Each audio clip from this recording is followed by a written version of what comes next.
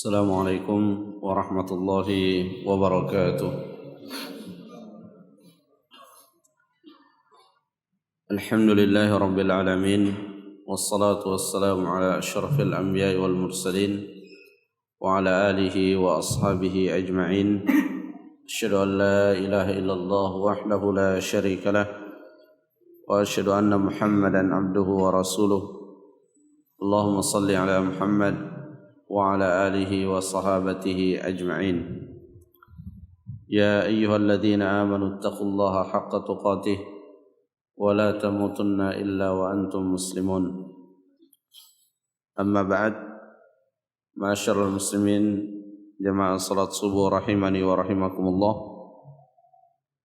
Alhamdulillah, pada kesempatan ini kita kembali melanjutkan kajian kita dalam kitab Taysirul Karimir Rahman fi Tafsir Kalamil Mannan, dan insyaallah kita akan lanjutkan pembahasan kita dalam penjelasan ayat-ayat yang terdapat di dalam Suratul Buruj. Pada pertemuan sebelumnya kita telah menjelaskan firman Allah Subhanahu wa taala, Innal ladzina amanu wa 'amilus shalihat lahum jannatun tajri min tahtihal anhar dzalikal fawzul kabir. Sesungguhnya orang-orang yang beriman dan mengerjakan amal saleh, maka bagi mereka surga yang mengalir di bawahnya sungai-sungai, dan itulah kemenangan yang besar. Sebelumnya Allah Subhanahu wa taala juga menyebutkan tentang orang-orang yang memfitnah orang-orang beriman, dan jika mereka tidak bertobat dari kelakuan dan perbuatan buruknya, Allah Subhanahu wa taala juga telah menyampaikan ancamannya, falahum adzabu jahannam walahum adzabul hariq. Allah Subhanahu wa taala telah menyiapkan untuk mereka azab di dalam neraka jahanam. Kemudian pada ayat yang selanjutnya Allah Subhanahu wa taala berfirman, Inna batsha rabbika lasyadid. Ay inna uqubatahu li ahli al-jara'im wadh-dhunubil 'idhami al-qawiyyah syadidatun. Jadi sesungguhnya hukuman Allah Subhanahu wa taala la syadid, begitu keras, begitu kuat.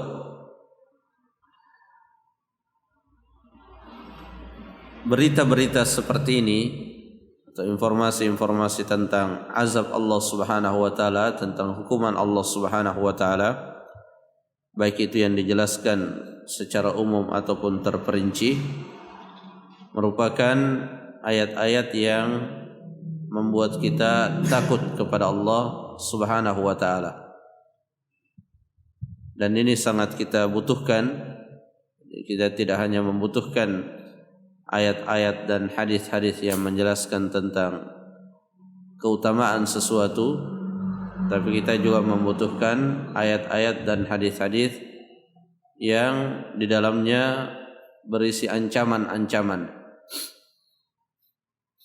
Dan seperti itulah kandungan Al-Quran dan hadis-hadis Rasulullah sallallahu alaihi wasallam. Rasulullah sallallahu alaihi wasallam menyampaikan Islam ini kepada manusia. Terkadang beliau menyampaikannya dengan kabar gembira, basyiran, dan terkadang juga dengan peringatan-peringatan. Dan dua hal ini tidak terpisahkan, karena pilar utama di dalam kita beribadah kepada Allah Subhanahu wa taala itu ada tiga. Ada al-khauf, kemudian ada ar-raja, dan ada al-mahabbah. Rasa takut kepada Allah, kemudian rasa berharap kepadanya, dan cinta kepada Allah Subhanahu wa taala. Inilah yang merupakan landasan di dalam kita mengamalkan di dalam kita mengamalkan kebaikan atau menghindari keburukan. Inna batsya rabbika lasyadid. Sungguhnya hukuman Rabbmu itu sangat keras. Dan Allah Subhanahu wa taala tidak pernah lalai dengan keburukan orang-orang yang zalim. Allah Subhanahu wa taala dalam Al-Qur'an berfirman, "Fala tahsabannallaha ghafilan amma ya'maludz zalimun." Jangan engkau mengira bahwa Allah Subhanahu wa taala melalaikan apa yang dilakukan oleh orang-orang zalim. Allah Subhanahu wa taala yumhil wa la yuhmil. Allah terkadang menangguhkan, tidak menghukum secara langsung, tidak menghukum perbuatan buruk seseorang secara langsung. Allah terkadang mengakhirkan. Terkadang seseorang diakhirkan hukumannya agar diberikan kesempatan untuk bertaubat. Tapi terkadang juga diakhirkan hukumannya supaya semakin larut di dalam dosa dan maksiatnya, sehingga dia mendapatkan hukuman yang sempurna setimpal dengan dosa dan maksiatnya. Innahu huwa yubdi'u wa yu'id. Sesungguhnya dia Allah Subhanahu wa taala yubdi'u wa yu'id, yang memulai dan mengulangi. Maksudnya memulai di sini Allah Subhanahu wa taala yang menciptakan manusia pertama kali, di mana sebelumnya manusia itu tidak ada, kemudian diciptakan, kemudian meninggal, dan kemudian dikembalikan lagi, dibangkitkan untuk dihitung amalan-amalannya dan dibalas, apakah dimasukkan ke dalam surga atau dimasukkan ke dalam neraka. Inilah tafsiran yang paling umum kita dapatkan di dalam kitab-kitab tafsir, dan ada tafsiran yang lain, innahu huwa yubdi wa yu'id, maksudnya Allah Subhanahu wa taala mengazab, dan ketika orang yang diazab tersebut hangus kulitnya, maka Allah Subhanahu wa taala mengulangi kembali, mengganti kembali kulitnya, kemudian diazab lagi. Ini tafsiran yang lain yang juga disebutkan di dalam kitab-kitab tafsir. Innahu huwa yubdi wa yu'id wa huwal ghafurul wadud. Dan dia Allah Subhanahu wa taala Al-Ghafur, yang Maha Pengampun. Jadi tadi yang disebutkan adalah hal-hal yang menakutkan. Inna batsya rabbika lasyadid. Ayat yang membuat kita takut kepada Allah Subhanahu wa taala. Tapi rasa takut kita kepada Allah ini jika melampaui batasannya akan membuat seseorang putus asa. Merasa bahwa sudah tidak ada peluang baginya untuk mendapatkan rahmat Allah, sehingga akhirnya dia berputus asa. Maka setelahnya Allah melanjutkan dengan wa huwal ghafurul wadud, dan dia Allah Maha Pengampun. Ini salah satu nama Allah, Al-Ghafur, dan setiap nama Allah itu mengandung sifat di dalamnya, dan sifat itu dirasakan dampaknya oleh makhluknya. Jadi misalnya Al-Ghafur, Maha Pengampun, itu menandakan bahwa Allah Subhanahu wa taala mengampuni, dan ampunan Allah sempurna. Apa bentuk kesempurnaan ampunan Allah? Allah tidak memilah-milah dosa yang diampuni. Dosa apapun yang dilakukan oleh seorang hamba, ketika dia bertobat di dunia ini, maka Allah Subhanahu wa taala mengampuninya. Ya, sebagaimana disebutkan dalam surah Az-Zumar, innallaha yaghfirudz dzunuba jami'a. Sungguhnya Allah Subhanahu wa taala mengampuni seluruh dosa. Bahkan bukan hanya sebatas mengampuni, Allah Subhanahu wa taala sangat gembira dengan taubat yang dilakukan oleh hambanya. Sehingga tidak ada manusia di muka bumi ini yang berputus asa dari rahmat Allah Subhanahu wa taala. Sebesar apapun dosanya, jika dia kembali kepada Allah, maka Allah Subhanahu wa taala akan membukakan kepadanya pintu-pintu ampunan. Wa huwal ghafur alladzi yaghfiru dzunuba jami'an liman taba. Bagi yang bertaubat. Wa ya'fu 'anis sayyi'at liman istaghfara wa anab. Dan Allah mengampuni keburukan-keburukan orang yang mohon ampun kepadanya dan kembali kepadanya. Adapun yang dikatakan innallaha la yaghfiru ayyushraka bih, Allah tidak mengampuni dosa syirik, ini jika seseorang meninggal dalam keadaan tidak bertobat dari dosa syiriknya. Ini hal yang berbeda dengan dosa yang lain.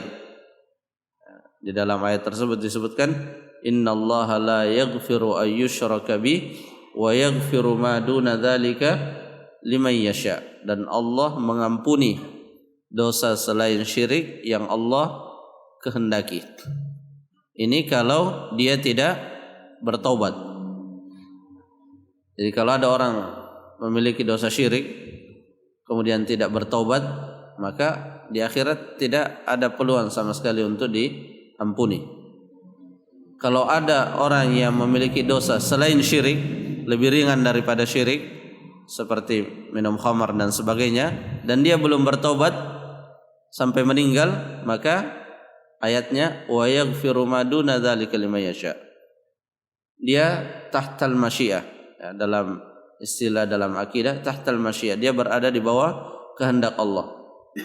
Bisa Allah ampuni, bisa juga Allah tidak mengampuninya.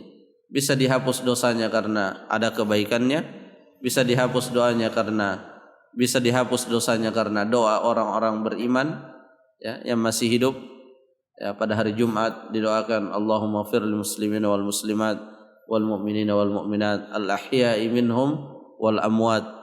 Bisa diampuni dosanya karena mungkin ada anaknya yang mendoakannya, tahtal masyiah. Tapi kalau syirik tidak. Meskipun orang yang masih hidup berdoa untuk orang tersebut agar diampuni dosa syiriknya, kalau orang itu sendiri tidak pernah bertobat sebelum meninggal, maka Allah la yaghfir. Ya, dan inilah yang membedakan syirik dengan yang lainnya. Ya, sehingga ya, nama Allah Al-Ghafur, ya, ini adalah motivasi bagi kita untuk memperbanyak memohon ampun kepada Allah Subhanahu wa taala. Dan kita sudah pernah menyampaikan bahwa salah satu tanda keberhasilan kita di dalam mengerjakan amal saleh itu ketika kita semakin banyak memohon ampun kepada Allah Subhanahu wa taala. Ya. Karena semakin seseorang banyak melakukan amal saleh, maka dia semakin teliti di dalam melihat keburukannya. Itu keberhasilan dalam beramal saleh. Kalau ada orang beramal saleh justru semakin membuat dia merasa sedikit dosa, itu ada yang bermasalah dalam amal yang dilakukannya. Semakin beramal saleh seseorang, semakin detail dan semakin teliti di dalam melihat kekurangan dan kesalahannya. Dan itu kita bisa lihat dalam sejarah salafus saleh, ya, para sahabat, para tabi'in, ya, mereka melakukan amalan-amalan yang sangat istimewa. Tapi mereka juga sangat takut kepada yang namanya siksaan. Ya, mereka menangis. Ya, bahkan Rasulullah SAW sebagaimana yang beliau sabdakan, fa inni atubu fil yaum mi'ata marrah. Ya, sungguhnya aku bertobat kepada Allah setiap harinya itu 100 kali. Ya, menunjukkan bahwa semakin saleh seseorang maka semakin meningkat istighfar dan taubatnya kepada Allah Subhanahu wa taala. Ya, kenapa? Karena semakin takut. Ya, orang yang berhasil dalam amal salehnya itu semakin takut kepada Allah dan semakin berharap surga Allah Subhanahu wa taala. Sehingga salah satu yang dia lakukan sebagai wujud dari rasa takutnya dan rasa berharapnya terhadap surga itu dengan memperbanyak istighfar. Karena manusia itu sangat mudah melupakan dosa dan kesalahannya. Sangat mudah sekali kita lupa akan dosa kita. Sehingga meskipun kita tidak ingat apa dosa yang kita lakukan, kita perbanyak saja minta ampun karena pasti banyak dosa yang kita lakukan. Dan orang yang beruntun di akhirat adalah liman wajada fi sahifatihi istighfaran katsira, yang mendapatkan dalam catatan amalnya istighfar yang banyak. Wa huwal ghafur al-wadud. Ini juga nama Allah. Jadi nama Allah ini, nama-nama Allah adalah wasilah bagi kita untuk mengenal Allah. Di ayat sebelumnya kita dikenalkan bahwa Allah itu hukumannya sangat berat, sangat keras. Kemudian kita juga dikenalkan bahwa Allah itu Maha Pengampun, Al-Wadud, yang Maha mencintai, alladzi yuhibbuhu ahbabahu mahabbatan la yushbihuha syai'un. Allah Subhanahu wa taala mencintai hamba-hambanya yang mengerjakan amalan-amalan yang dicintainya. Jadi tidak semua hambanya, tidak semua manusia dicintai oleh Allah. Manusia yang dicintai oleh Allah adalah manusia yang mengerjakan amalan yang dicintainya. Apa amalan yang dicintai oleh Allah? Amalan yang sesuai dengan sunnah Rasulullah sallallahu alaihi wasallam. Makanya di dalam ayat Al-Quran Allah berfirman, Qul in kuntum tuhibbunallah fattabi'uni. Jika engkau benar-benar mencintai Allah, maka ikutilah aku. Maksudnya ikutilah Rasulullah sallallahu alaihi wasallam. Apa hasilnya? Yuhibbukumullah. Allah akan mencintai kalian. Jadi tidak ada jalan mendapatkan cinta Allah selain dengan mengikuti Rasulullah sallallahu alaihi wasallam. Karena melalui Rasulullah Allah Subhanahu wa taala menjelaskan kepada manusia amalan-amalan apa yang dicintai oleh Allah Subhanahu wa taala. Alladzi yuhibbuhu ahbabahu mahabbatan, dengan kecintaan la yushbihuha syai'un, yang kecintaan Allah itu tidak menyerupai, tidak ada yang menyamainya dengan kecintaan siapapun. Dan ini berlaku dalam semua sifat-sifat Allah, ya, di mana sifat Allah itu sempurna sehingga tidak ada yang menyamainya. Meskipun terkadang secara lafaz ada yang sama. Dalam di akhir surah Taubah ketika Allah Subhanahu wa taala menyebutkan sifat nabinya, laqad ja'akum rasulun min anfusikum azizun 'alaihi ma 'anittum harisun 'alaikum bil mu'minina raufur rahim. Disebutkan dalam ayat itu di antara sifatnya Rasulullah raufun rahimun. Secara lafaz sama dengan sifat Allah raufun rahim, tapi secara hakikat tidak sama karena sifat Allah itu adalah sifat yang sempurna, sedangkan yang selainnya itu sifat yang tidak sempurna. Wa huwal ghafurul wadud.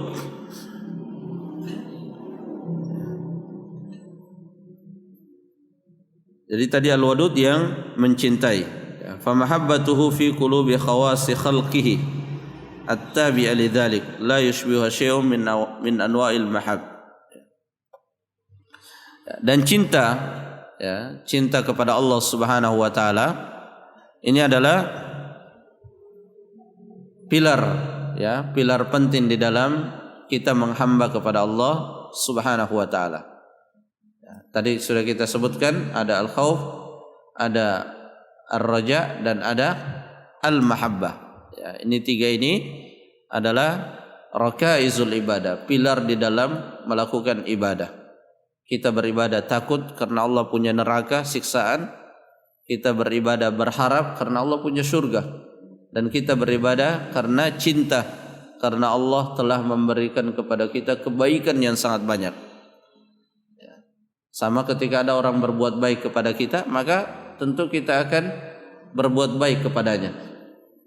Allah Subhanahu wa taala memberikan kepada kita nikmat yang sangat banyak. Yang melekat di tubuh kita saja itu sudah tidak terhitung nilainya. Ya, udara yang kita hirup tiap hari, ya, makanan yang kita makan, ya, kita bisa memasukkan makanan ke tubuh kita dan kita bisa mengeluarkannya, itu sudah kenikmatan yang luar biasa. Ya. Ya, makanya ada seorang ulama, ya, Abu Qilabah rahimahullah, di saat beberapa organ tubuhnya tidak berfungsi, tangannya, kakinya, matanya, tapi tetap mengucapkan alhamdulillah. Ya. Kenapa? Karena masih banyak. Ya. Dengan dia masih hidup, berarti masih banyak nikmat Allah yang dia rasakan. Nah, dan dengan kita mengingat nikmat Allah inilah kita semakin cinta kepada Allah, sehingga kita termotivasi melaksanakan perintah-perintahnya. Itu tadi karena kita mengingat kenikmatan-kenikmatan yang Allah berikan kepada kita. Dan al-wadud ini adalah tingkatan paling tinggi di dalam masalah cinta. Dan ini juga menunjukkan bahwa orang yang melakukan maksiat, ya, orang yang melakukan dosa, seperti apapun dosa yang dia lakukannya, itu tidak tertutup baginya kesempatan untuk mendapatkan cinta Allah. Karena itu yang kita sampaikan, ada pintu taubat. Ya, pintu taubat ini adalah pintu untuk mendapatkan cinta Allah. Di dalam Sahih Bukhari, Rasulullah pernah menggambarkan bagaimana gembiranya Allah Subhanahu wa taala dengan taubat yang dilakukan oleh seorang hamba. Rasulullah mengatakan, "Lallahu asyaddu farahan bi taubati abdihi min ahadikum bi rahilati."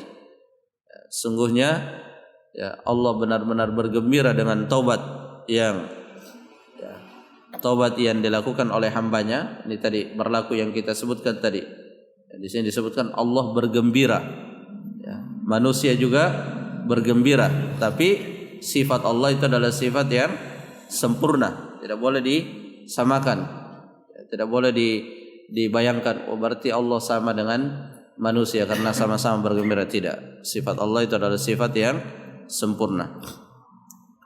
Allah benar-benar bergembira dengan taubat yang dilakukan oleh hambanya, melebihi kegembiraan orang yang kehilangan kendaraannya. Ya, disebutkan dalam riwayat yang lain, melebihi kegembiraan orang yang sedang melakukan perjalanan di tengah padang pasir, kemudian dia ingin mengambil perbekalannya dari atas kendaraannya, ya, tapi ternyata kendaraannya itu hilang, dan dia cari kemana-mana tidak dia dapatkan, dan tidak ada apa-apa, tidak ada rumah, tidak ada siapa-siapa yang kepada mereka bisa minta pertolongan. Kemudian dia putus asa, merasa tidak mungkin lagi mendapatkan kendaraannya tersebut, dan tertidur. Begitu terbangun, dia dapatkan kendaraannya ada di hadapannya. Dia sangat bergembira, ya, sampai-sampai dia mengatakan, Allahumma anta abdi wa ana rabbuk, akhta'a min syiddatil farah. Sampai-sampai dia mengatakan, ya Allah, engkau adalah hambaku dan saya adalah Tuhanmu, salah ngomong saking gembiranya, karena dia mendapatkan kendaraannya di mana di atas kendaraan itu seluruh perbekalannya. Kata Rasulullah, Allah lebih bergembira dari orang ini. Menunjukkan bahwa tidak ada alasan bagi siapapun untuk berputus asa dari rahmat Allah Subhanahu wa taala. Wa huwal ghafurul wadud dzul arsyil majid. Dzul Arsy, pemilik arsy, yaitu Allah Subhanahu wa taala, Al-Majid, Al-Azim, yang sangat agung, yang sangat besar. Ya, dan inilah makhluk Allah yang terbesar, Al-Arsy. Ya, di mana dalam Al-Qur'an berulang-ulang disebutkan Ar-Rahmanu 'alal arsy istawa. Allah Subhanahu wa taala bersemayam di atas arsy. Ya, digambarkan di dalam hadis. Jadi ada kursi, ada arsy. Wasiya kursiyuhus samawati wal ard. Jadi kursi ya dengan melebihi besarnya langit dan bumi. Sementara arsy dengan kursi itu disebutkan di dalam hadis seperti seseorang melemparkan gelang di tengah padang pasir yang sangat luas. Maka kursi itu hanya seperti gelang, sementara padang pasirnya itu adalah arsy. Artinya ini adalah makhluk yang sangat luas. Dan setiap kali disebutkan makhluk Allah yang besar, yang agung, ya, maka itu sesungguhnya adalah pesan bahwa Al-Khaliq yang menciptakan itu semua lebih daripada makhluknya. Ya, ketangan malaikat sangat kuat, langit, sab'an syidada dan seterusnya. Maka itu menunjukkan dan memberikan pesan bahwa Allah Subhanahu wa taala yang menciptakan itu semua, ya, tentu tidak tergambarkan ya seperti apa keagungannya, seperti apa kebesarannya. Dzul Arsyil Majid, fa'alul lima yurid. Allah Subhanahu wa taala melakukan apa yang Dia kehendaki. Ya, tidak ada yang bisa menghalangi apa yang Allah ingin lakukan. Sehingga ya kita sebagai manusia ya benar-benar menunjukkan kehambaan kita. Karena ya, kita tidak bisa ya, manusia tidak fa'alul lima yurid. Ya. Manusia tidak bisa melakukan semua apa yang dikehendakinya. Yang bisa melakukan semua yang dikehendakinya hanya Allah Subhanahu wa taala. Sehingga disinilah pentingnya untuk selalu istislam, selalu menyerahkan diri dan pasrah terhadap apa yang telah menjadi ketetapan Allah Subhanahu wa taala. Ya, ketika Allah telah menetapkan suatu hukum, ya, ini halal, ini haram, ini wajib, maka kewajiban kita adalah sami'na wa ata'na. Kita dengar dan kita taat. Jangan sampai ada keinginan untuk membantah hukum-hukum tersebut dan sampai ada keinginan untuk mencari suatu pembenaran terhadap hal yang berbeda dengan apa yang ditetapkan oleh Allah Subhanahu wa taala. Fa'alul lima yurid. Makhluk ya selain Allah Subhanahu wa taala ketika menginginkan sesuatu tidak semuanya bisa terwujud. Dan ini bisa kita rasakan. Ya, kita terkadang punya keinginan tapi keinginan kita tidak terwujud karena ada kehendak yang lebih berkuasa yaitu kehendak Allah Subhanahu wa taala.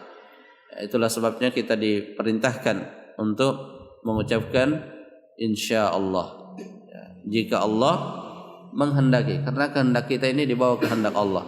Itulah sebabnya kenapa kita diperintahkan berdoa, kenapa kita diperintahkan bertawakal, karena kehendak kita ini di bawah kehendak Allah. Wa ma tasyauna illa ayyasha Allah. Sehingga seorang muslim, seorang mukmin itu senantiasa bertawakal kepada Allah Subhanahu wa taala sebagaimana yang dicontohkan oleh para anbiya, ya, para nabi.